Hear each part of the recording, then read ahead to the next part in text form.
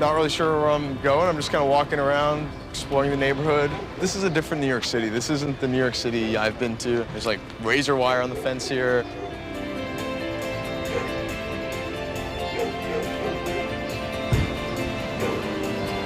Children of Promise, embracing and empowering children of incarcerated parents. Hi, how can I help you? Hi, I was just in the neighborhood and I saw the sign outside. Sure. And I was interested in, finding out a little bit more about your organization and see if I can volunteer a little bit. Sure, my name is Sharon Katent. Children of Promise is the only after-school program in New York City that provides tutoring and group counseling to the children of incarcerated parents. Without help, children of an imprisoned parent have a 70% chance of repeating the cycle. There's 105,000 young people in New York State that have an imprisoned parent.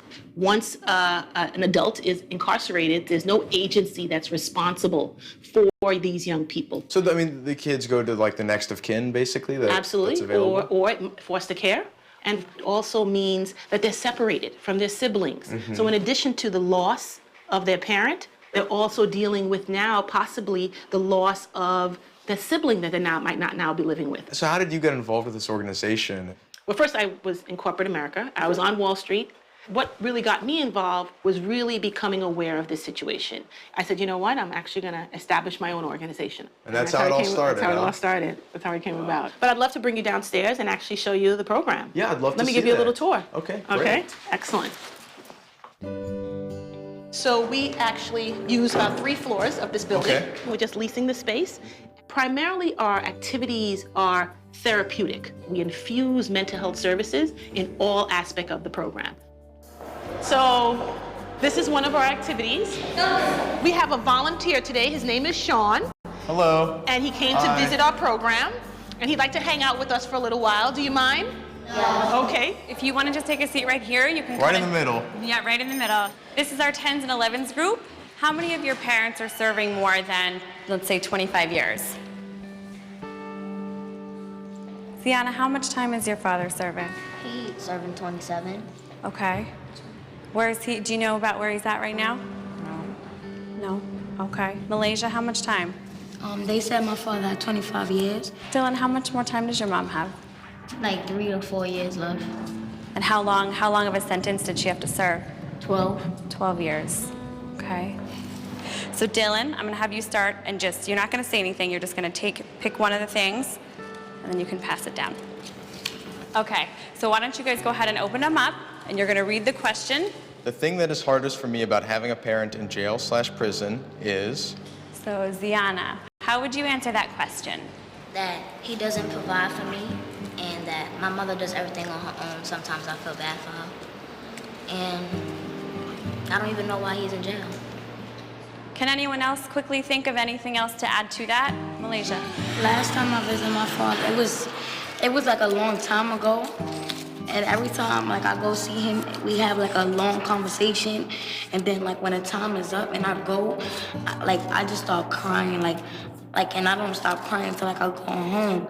Like sometimes I get mad at my mother and she be like, why you always have an attitude? I be like, because I feel like my father dead because I don't see him. I don't talk to him. He write me letters, but sometimes I don't get to respond back. Sometimes I don't feel like it because I can't write everything in a letter. I have to like talk to you or see you. As long as I can talk to you, like you mean a lot to me. If I could see you, you mean so much to me. I only have my mother, but I don't have my father. And it just hurts so bad. My favorite memory of my parents. Okay, your favorite memory of your parent is? Dylan, why don't you answer that? Going out or playing games together or just being together, amusement parks and movies. Yeah, that's it. Okay. The group therapy class was probably one of the hardest things I've seen. As a product of divorce, I see what they're going through with one or both parents incarcerated. Because these are young kids who should be playing in a sandbox and coloring, and instead they're worrying about when they're going to see their parents next, and it really is heartbreaking. How are you doing? It's a pleasure having you here today. And you're going to volunteer with our teams. Okay. This is our most active and lively group. Good afternoon. afternoon, everyone. I'd like to introduce you all to Sean. Sean's gonna volunteer with us today. This is our instructor, Kay Swift.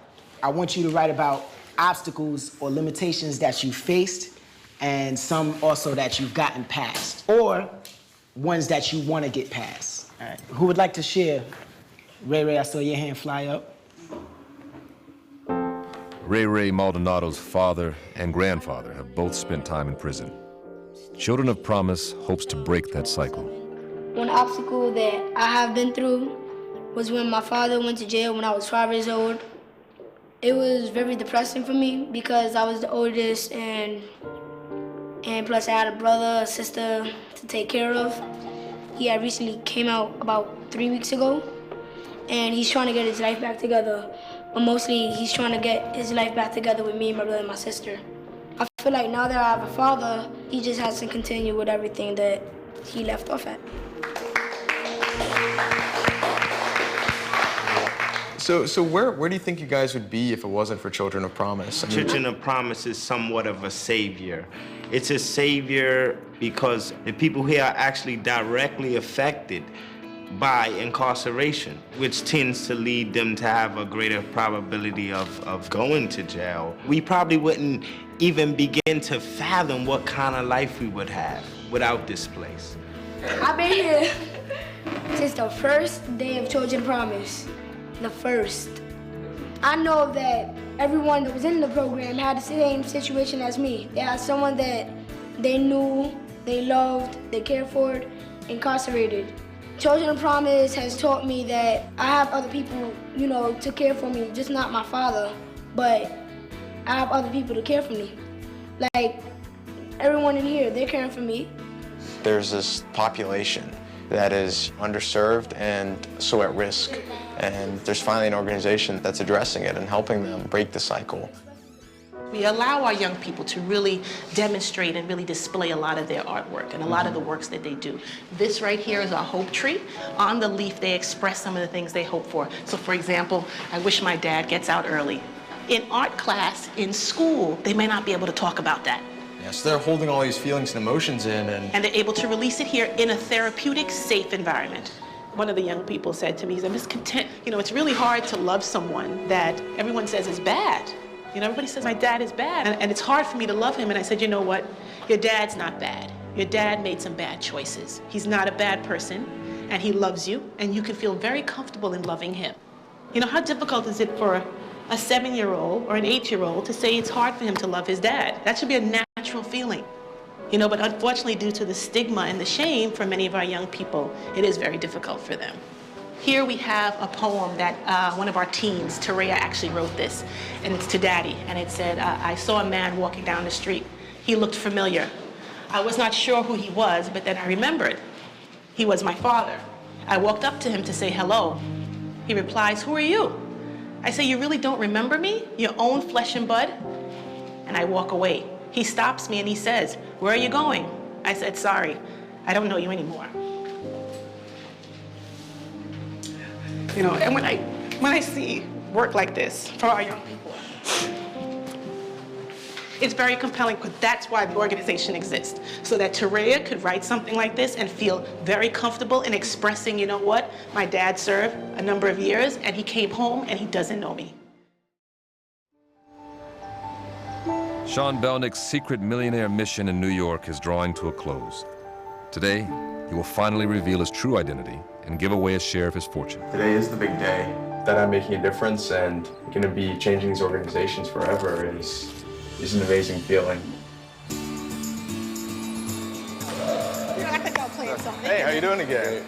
Good to see you. Yes. How are you doing? Good to see you. I'm doing great. And you remember Anna? You met Anna? She's our director of mental health. Hi. Good to see you again, Anna. Well, I just wanted to tell you guys some stuff. I was just so inspired by the organization and what it means to you. And to come here and sit in the classrooms and hear the stories from the kids. They're going through so much. And when I was talking to you, Sharon, and you were telling me about how the organization, serves children that are otherwise forgotten about. To see your passion and your drive and how you gave up a job on Wall Street to come here and really help everyone, and to see the differences that you're making in everyone's life is just so inspiring to me. There's also something I need to tell you. I'm also a successful businessman. I'm a millionaire. And I would like to present a check to Children of Promise for $60,000. Oh my God, Anna!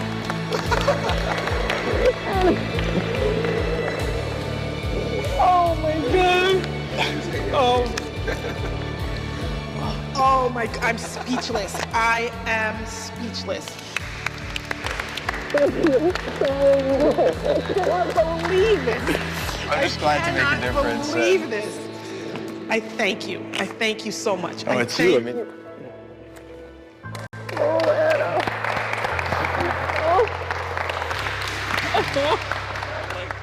The organization will now be able to provide services that we just didn't have the funding for. One of the goals was to purchase a van so that we could allow our young people to visit their parent.